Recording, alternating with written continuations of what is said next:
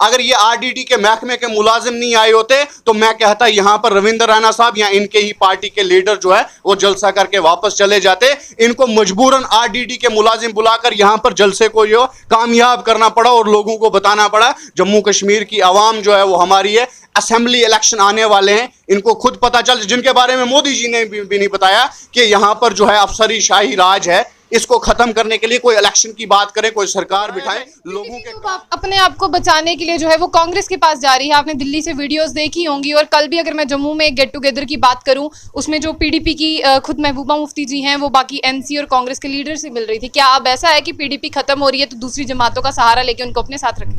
जिस तरह से आपने देखा कि प्रधानमंत्री मोदी जी की रैली के बाद में जो आपने देखा कि लोग कटाक्ष कर रहे हैं, कह रहे हैं कि आए तो थे प्रधानमंत्री जी से, उम्मीदें बहुत सारी थी, लेकिन उम्मीदों पर जिस तरह से पानी फिर गया। चाहे हम डेली वेजर्स की बात करते हैं, चाहे और भी मसले हमारे जम्मू कश्मीर में, उनके बारे में बात करते हैं।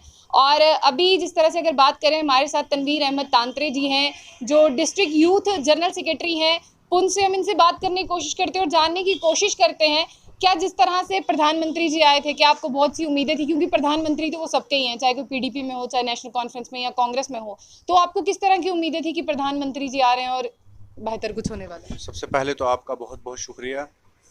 जहाँ तक ये सवाल आपने मुझसे पूछा है, ये जम्मू कश्मीर का एक एक बच्चा यही बता सकता है कि जब प्रधानमंत्री जी का दौरा जो जम्मू कश्मीर का ये रहा 24 तारीख को, जिसमें कहा जा रहा है कि ऐतिहासिक जलसा हुआ, वहाँ पर लोग इकट्ठे हुए, तो हमने भी जो है ये तवक्को रखी थी, अपनी टीवी चैनल खोल कर ये देख रहे थे कि प्रधानमंत्री जी जो है जम्मू का दौरा है उनका, तो जम्मू कश्मीर की आवाम के बेहतरी के लिए जो कोई ना कोई बात जो है वो ज़रूर करेंगे, चाहे वो एसटी पहाड़ी स्टेटस हो, जम्मू कश्मीर का हमारा स्टेटहुड हो, हमारे यहाँ पर जो डेली वेजर्स हैं जिनकी आज जो है रोडों पर बैठे हुए हैं उनकी कोई बात करेंगे, जम्मू कश्मीर के लोगों के हिक में कोई बात करेंगे, जम्मू कश्मीर की इस जो है यूथ की जो बेरोज़गारी अरूज पर गई है उसके रिलेटेड कोई बात करेंगे। लेकिन ऐसा कोई मसला जो नहीं था यहाँ पर। इस रैली का मैं कहूँगा ये वोट बैंक की राजनीति थी। यहाँ पर प्रधानमंत्री जी का आना, मुलाजमों को जमा करना, एक बहुत बड़ी रैली जो है वो शो करवाना और ये बताना कि वहाँ पर जम्मू कश्मीर की आवाम थी। ये जम्मू कश्मीर की आवाम के आंखों में जो है सीधा और सीधा धूल झोंकी जा रही है। आपने ऐतिहासिक रैली की बात कही, आप पीडीपी से हैं, महबूबा मुफ्ती जी भी तो जाती हैं बड़े बड़े जलसे करने। उनके जलसे में जो है आवाम होती है, उनके जलसे में आरडीडी का महकमा नहीं होता, वहाँ पर जो है जीआरएस नहीं होते, वहाँ पर सेक्रेटरी नहीं होते, वहाँ पर जेई हजरात नहीं होते, वहाँ पर लोगों को जो है सरकारी बसों से जो थोड़ी लाया जाता है, वो लोग अपने खर्चे पर आते हैं। लेकिन इनका जो है ये जलसा ही कुछ अलग। मुझे आज तक इतिहास में पहली दफ़ा ऐसा जलसा हुआ कि आरडीडी के मुलाजमों को, तमाम मुलाजमों को वहाँ पर जमा किया गया और उनको भी वहाँ पर निराश किया गया। जो मुलाजिम इन लोगों ने सरकारी गाड़ियों में करोड़ों का खर्चा करके जो है अपनी रैली के अंदर लाए थे, अगर ये करोड़ों का खर्चा जो है जम्मू कश्मीर के नौजवानों के ऊपर किया होता तो इनको सरकारी बसें जो है भेजने की ज़रूरत नहीं थी। हमारे जम्मू कश्मीर के नौजवान चल कल इनकी रैली में आते, लेकिन इनको पता था कि हमारा यहाँ पर दौरा है, ये रैली जो है ऐतिहासिक रैली बनानी है, ये शो करवाना है कि इस रैली में जो है आवाम आई हुई थी, इस जलसे में आवाम आई हुई थी, इस ब्लॉक दिवस पर जो है आवाम आई हुई थी।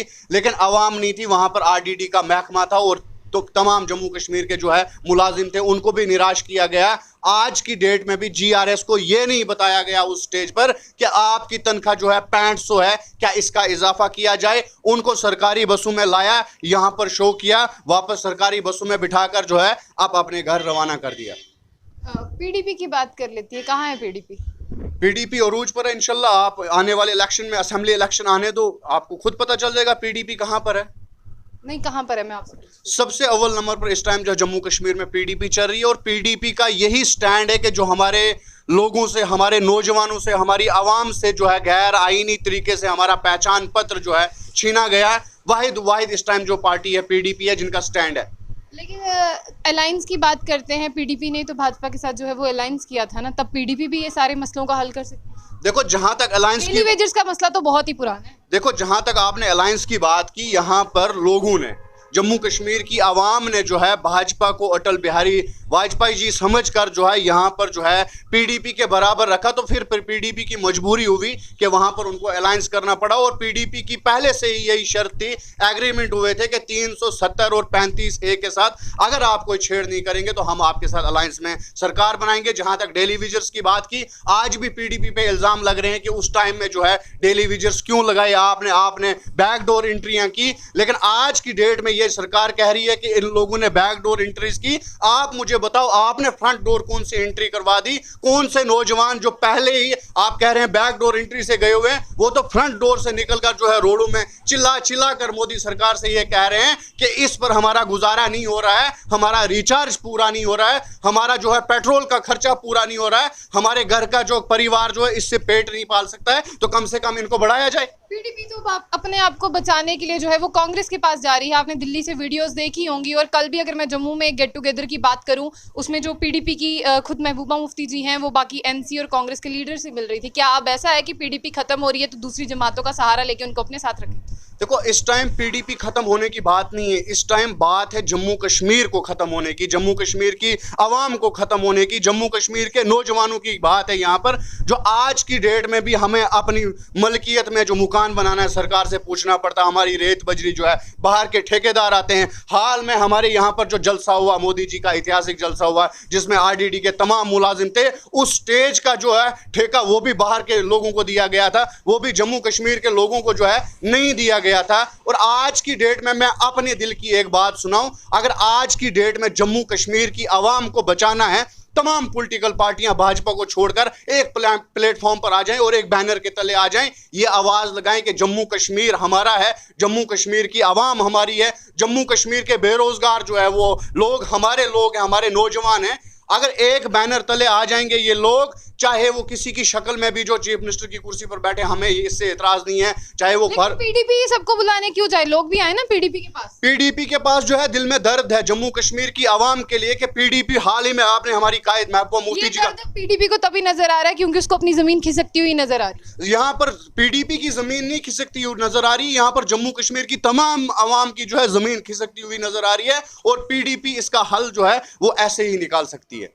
चलिए, अब आप जिस तरह से आपने देखा कि प्रधानमंत्री जी आए थे, इलेक्शंस की तो बात ही नहीं हुई और स्टेटहुड की भी कोई बात नहीं हुई, किसी को कोई रोजगार की बात नहीं हुई। अगर पीडीपी आ जाती है तो क्या पीडीपी ऐसी पॉलिसी फ्रेम करेगी जो हमारा यूथ दर बदर भटक रहा है, क्या पीडीपी उनको राहत दे सकती है? क्योंकि सबसे ज्यादा सफर कर रहे हैं तो डेली वेजर्स और हमारे युवा ही कर रहे हैं। देखो, ये सवाल जो है नौजवानों का सवाल है, और आप अक्सर मीडिया में देख रहे हैं कि आज की डेट में जम्मू कश्मीर में जो है इस तहरीक को सबसे ज्यादा नौजवान जो है वो ज्वाइन कर रहे हैं, और उन नौजवानों को पता है कि हमारी आने वाली तकदीर जो है, हमारी आने वाली बेरोजगारी जो है वो पीडीपी ही कम कर सकती है। जहां पर आपने स्टेटहुड की बात की, ये इतिहास में पहली दफा हुआ है कि किसी स्टेट को तोड़कर जो है उसको यूटी में तब्दील किया हो। हालांकि यूटी जो है वो स्टेट में तब्दील हुई है, लेकिन जम्मू कश्मीर की आवाम के साथ कौन सा खिलवाड़ चल रहा है हमें अभी तक जो है वो समझ नहीं आ पाई है। भाजपा सरकार जो है दिल्ली में बैठकर जम्मू कश्मीर के लोगों के साथ कौन सा जो है तशद्दुद निकालना चाहती है, कौन सी पुरानी दुश्मनी जो है वो निकालना चाहती है, हमें इस बात की समझ नहीं आ रही है। जम्मू कश्मीर हाल ही में अगर इनका जलसा हुआ तो इन्होंने जम्मू कश्मीर की आवाम को बुलाना चाहिए था, ना कि अपने मुलाजमों को बुलाकर ये बताना चाहिए था। अगर ये आरडीडी के महकमे के मुलाजिम नहीं आए होते तो मैं कहता यहाँ पर रविंद्र रैना साहब या इनके ही पार्टी के लीडर जो है वो जलसा करके वापस चले जाते। इनको मजबूरन आरडीडी के मुलाजिम बुलाकर यहाँ पर जलसे को जो कामयाब करना पड़ा और लोगों को बताना पड़ा जम्मू कश्मीर की आवाम जो है वो हमारी है। असेंबली इलेक्शन आने वाले हैं, इनको खुद पता चल, जिनके बारे में मोदी जी ने भी नहीं बताया कि यहाँ पर जो है अफसरी शाही राज है, इसको खत्म करने के लिए कोई इलेक्शन की बात करें, कोई सरकार बिठाएं, लोगों के काम हो, लोगों की बात सुनी जाए। तनवीर अहमद तांत्रे जी थे हमारे साथ। पीडीपी पे कुछ जिस तरह से सवाल थे वो भी हमने इनसे किए, और प्रधानमंत्री मोदी जी की रैली उसके बारे में भी जो है चर्चा हुई। और हाल ही में आपने देखा कि महबूबा मुफ्ती जी जो है दिल्ली गई थी सोनिया गांधी से मिलने, और कल एक गेट टुगेदर था जिसमें तमाम पॉलिटिकल पार्टीज थी, वो भी शामिल थी पीडीपी के साथ साथ, तो उन पर भी जो है इन्होंने जवाब दिए। आप अपनी राय को कमेंट बॉक्स में ज़रूर साझा कीजिए। और एक अगर वर्ड की बात करूँ, युवा जो है वो सबसे ज़्यादा यहाँ पर जो है वो यहाँ पर धक्के खा रहे हैं क्योंकि बहुत से कोविड के चलते जो है ओवर एज हो चुके हैं और यहाँ पर अनएम्प्लॉयमेंट का दर इतना ज़्यादा है, इसकी वजह से उन्हें जो है वो जॉब्स नहीं मिल पा रही। तो कहीं ना कहीं कोई भी सरकार आए लेकिन युवाओं के लिए सोचे, उनके लिए जॉब पॉलिसीज फ्रेम करे, तभी जो है जम्मू कश्मीर जो है वो आगे की तरफ बढ़ सकता है। तो ऐसी और भी अपडेट्स के लिए देखते रहिए जम्मू बुलेटिन न्यूज़। आशा खान के साथ, अल्लाह हाफिज़।